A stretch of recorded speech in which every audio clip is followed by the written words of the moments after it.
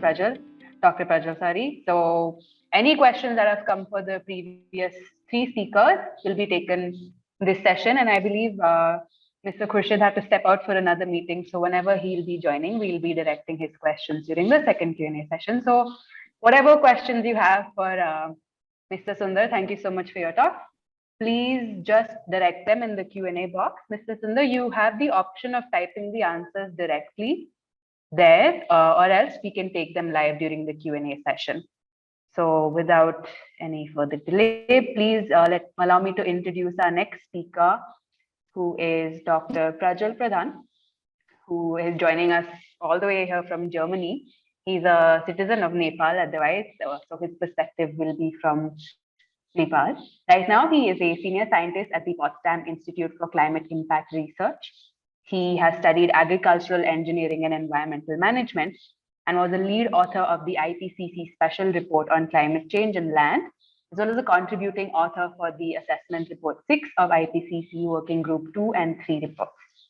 Dr. Prajal has experience in developing relevant research on climate change and sustainable food systems.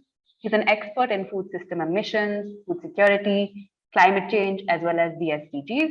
Currently, he is a PI of the Bioclimapaths project.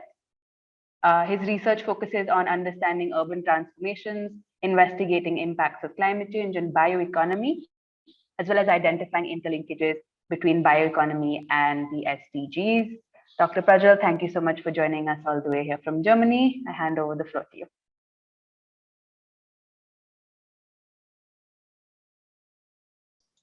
Yeah, thank you. Thank you, Anupama, and thank you. Hello, everybody. Yeah, thank you for joining us from the morning today. So in this talk today, what I will be presenting with you would be like a study we did in 2020 regarding impact of COVID-19 on sustainable development goals in the context of Nepal. Even though this study is done in Nepal, I guess some of those findings also make sense in the context of other South Asian countries, and also the methodological approach that I will be presenting here could also be replicated here. In his intervention, Mr. Mishra, Sundarnarayan Mishra, has emphasized the role of data in terms of SDGs, but we will not always be lucky that we have data for every cases. And here I would be going forward like what we can do when we don't have much data in terms of SDGs, or how we can go for that. But before that, a bit of recap. In 2015, United Nations has adopted Sustainable Development Goals consisting of 17 goals under 69 targets. It has an indicator framework. The global indicator framework consists of around 240 indicators. However, the Sustainable Development Goal itself is not a new concept. We are talking about sustainable development since last 1980s. And what we think about sustainable development is like we need to do our economic activities for societal well-being or to build societal foundation to fulfill our basic needs. And all these things need to be done within our environmental limit or within the planetary boundary. But even though there is this concept like this 20, 30 years ago, 40 years ago, what we have done is we are pumping a lot of effort or prioritizing our effort to build our economy, to bloom our economy, and what is happening is like this unbalanced focus on economy is creating pressure to our environment, and also is not generating the societal well-being. So that's why we discussed already in the morning and also mentioned during several interventions today that is a GDP or economic growth a nice measure for sustainability has been questioned. Yeah, and in that context, as mentioned previously, Bhutan has come up with gross national happiness. So this is more like a context of what is going on. And now the question is like whether sustainable development goal with this balance between environmental, societal, and economic direction has managed to achieve this balance or not. And what we see here in context of Nepal is that if you look at this trend of of progress made in different SDGs for last in 2020, what we can see is like there are many goals. Even though there is a progress, we can clearly see that it's a moderately improving. That means that if this trend continues, what happens is like Nepal will not fulfill its sustainable development goals. There are few goals like 6, 8, 17, 13, which where the business as usual or continuation of what is done today makes sense. But there are also other goals where things are stagnating, like in terms of clean energy or in terms of peace, in terms of sustainable cities and community. And this is the status of a report based on the report in 2020. That means this is what happened till 2019. And as we all know, what happened afterwards is like in 2020, starting of 2020, world is heated by pandemic. So there was an increasing case of COVID all across the world, and different government has has used different measures to control the pandemic or to manage the pandemic. And I haven't updated this picture because the picture are changing always. So this is the status for I think somewhere in last year, July last year. But yeah, if you look at this year, there is again a peak coming up here because the COVID case is increasing. And as a result, what we see is like in the report of SDG status in 2021, we already see that there are other goals where things are getting negative. So there is already the impact of pandemic is already visible in COVID-19. And we thought about this in 2020, and then we started a study. And in this study, what we want to know is like, what is the impact of COVID-19 on SDGs? And for this, like mainly we come up with this three objective. The first is to understand potential impact of COVID-19 on SDGs in Nepal. And we want to understand that in terms of short term, that means 1 to 3 years, yeah, mid-term, that is up to 5 years, and the long term, that means by 2030. And then we also try to identify not only the impact, but what are the challenges and also opportunity provide the COVID-19 in terms of achieving SDGs. And at the meantime, this is more like a knowledge co-creation process. So we would also like to develop a network of Nepalese experts within Nepal, but also abroad to support Nepal in terms of recovery or post-COVID recovery. And this was the three more goals. And what we did is like, as Mr. Mishra mentioned in the beginning, there is a limitation of data, and in terms of COVID impact, this also was quite clear because we are starting phase of the pandemic. And what we did is to tackle this limitation, we went for this knowledge co-creation process, mainly talking with sectoral approach. And here, what we did is like we used this 5-step approach. We started with like a selection of experts across different SDGs. We formed like a 3 to 5 person group of expert for each SDGs. And then what we did is like this group of experts identify other experts in that SDGs, like for SDG 1, we look for like 20-30 other experts. And based on this identification of the expert, we did online survey to understand what they do, what is their perception about the impact and why they think about that. And as we know, when we talk with many people, they come up with many perceptions. They may think differently. And that's why we also did online workshop, one workshop per each SDGs, yeah, and then try to bring their views together there. And then based on this workshop, we synthesize a report, and then we send this report back to the expert for their opinion or for their review. And then afterwards we synthesize this. So this is more like a process we applied for knowledge co-creation here. And in total, we conducted 20 workshops, which include around 300 participants across different sectors. Why 20 workshops? Because there are few SDGs like SDG 17, which has a lot of goals, but there are also other SDGs like SDG 4, which is about education, which has multiple dimensions. The thing we need to treat it with university and higher education might be different with in terms of like school or primary education. That's why we had this more than we have 20 workshops, even though there are 17 SDGs. As I mentioned before, in our survey and also workshop, we have participants across a different sector, from policy, including member of parliaments, including a member of national planning commissions, but also politician, also government secretaries, NGOs, INGOs, academic research, business person, freelancers, and so on. So we try to represent different people from different sector of society to understand what they feel the impact of COVID-19 on SDGs. And our framework is since this is a qualitative analysis, we ask them to give a score from +3 to -3. What they think would be the impact, whether the impact is promoting to obtain that SDGs, or the impact would be restricting to achieve that SDGs. And not only the score, we also ask the reason behind those scores. Why certain experts think that COVID-19 will have deteriorating effect or restricting effect for SDG 1.1, which is related to end poverty. And then what we did is, like, after this process, we accumulate all this result and presented this result in this form, where here we can see all the SDGs, 7 SDGs. These are the 3 time frame: short, medium, and long time frame.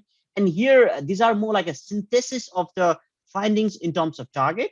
And we can see here, red the color is, or reddish the color is, the COVID-19 has mostly the negative impact on that SDGs. So we can see here in the short term, most of the expert or finds that there is restricting impact on most of this SDGs. However, they also feel that across time, this negative impact will vanish, and it may also give a positive impact in the long run.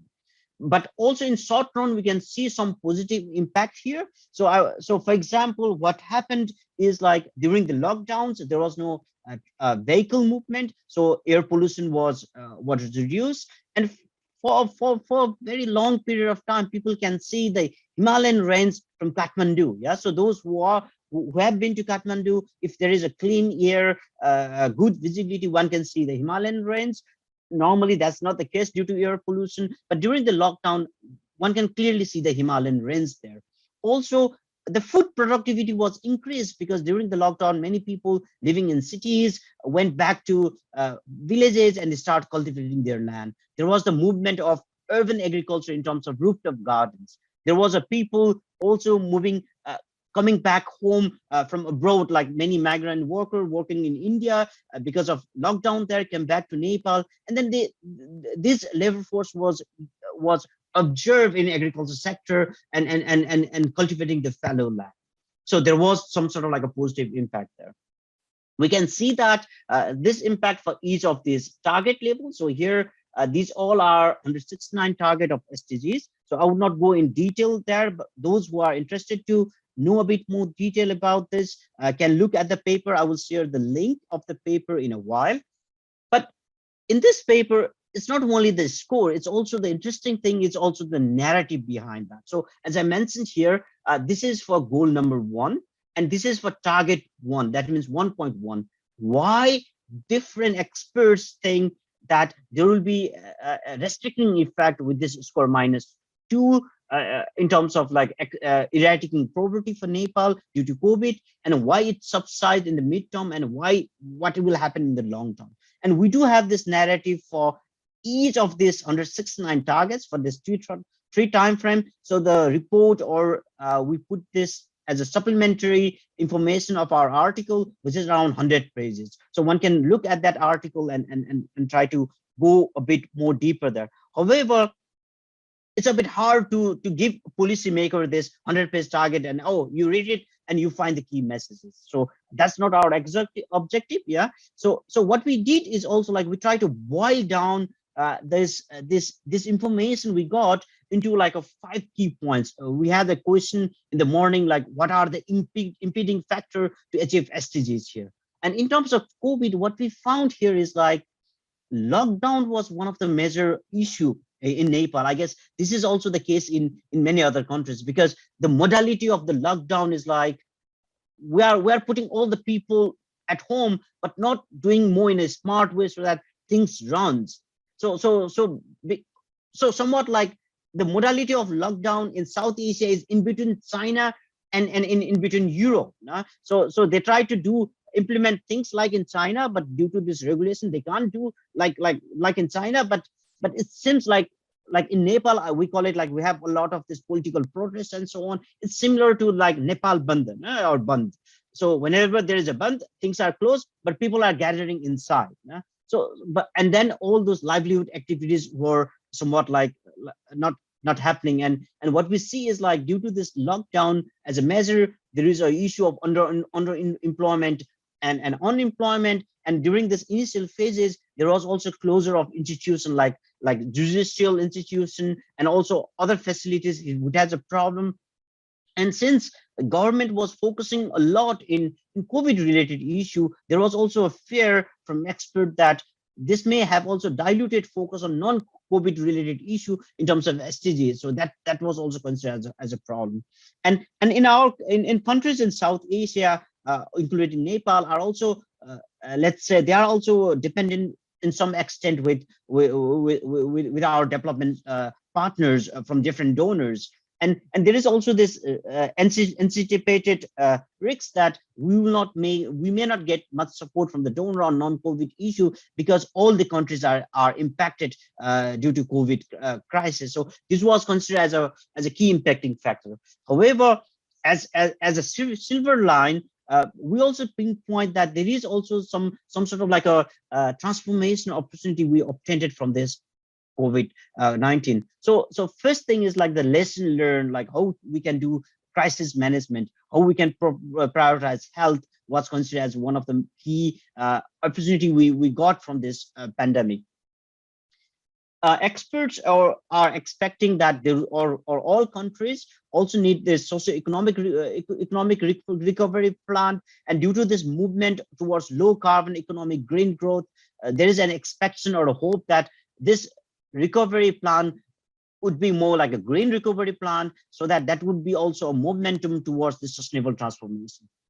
As we are talking today, like we were around more than 100 people in the morning, so we are talking from different part of the world or different part of the cities without physically traveling. So this is also one of this positive effect that is happening from this information from the COVID-19. So use of information and communication technology at different aspect of the life, from education to banking sector, was also considered as one of the transformation factor.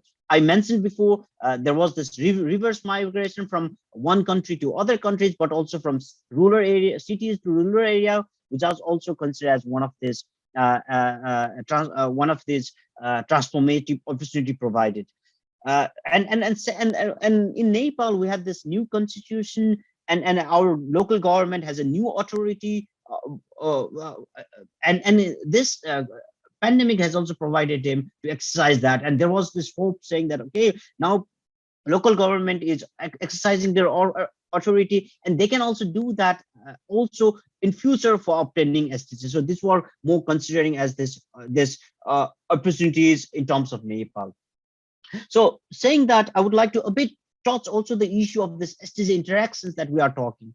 Even though when we talk about like after pandemic, there will be recovery plan, there will be actions across different sector to boost the economy, to achieve the SDGs. And while doing that, what we need to understand is that there are also positive and negative interactions across SDGs. So in this big figure, what we can see is like whenever there is this bluish color, what we say is like the progress on one SDGs help to make progress on other SDGs. This is really a good news. However, there is also trade-off, like when you look at SDG 12 or also other SDGs, there are also a lot of trade-offs. That means progress made in one SDG may also hinder progress in other SDGs. So we need to tackle this. And there was also this question of how we can prioritize SDGs. So we can look at this network of synergies and trade-off. For example, here we can see that there are some goals and also targets which has like a lot of positive connection across whole SDG systems, and this positive connection can be leveraged to achieve all the SDGs. And the interesting thing here, we can see that SDG, this is target 12.3, or here SDG 12, also in some cases 15. So these are more like a SDGs which has negative connection towards whole SDG system. And in that context, the main message here is like continuation of business as usual is not an option. If we manage to achieve this target based on business as usual, it will hamper whole SDG system. So we have to think a bit on that direction too. So I do have few papers in this, so I can also share with you that one note would be the figure here is based on the global data set. This is not for Nepal, but we do have information for individual country on this scale. Saying that, I would like to summarize my talk with this 4 key points. One is pandemic has negatively impacted most SDGs, but it will be the impact will be lower on the course of time. The good news is there is also this sustainable transformation opportunity. However, the window for this sustainable transformation opportunity would be narrow, so we have to act quickly and use that opportunity.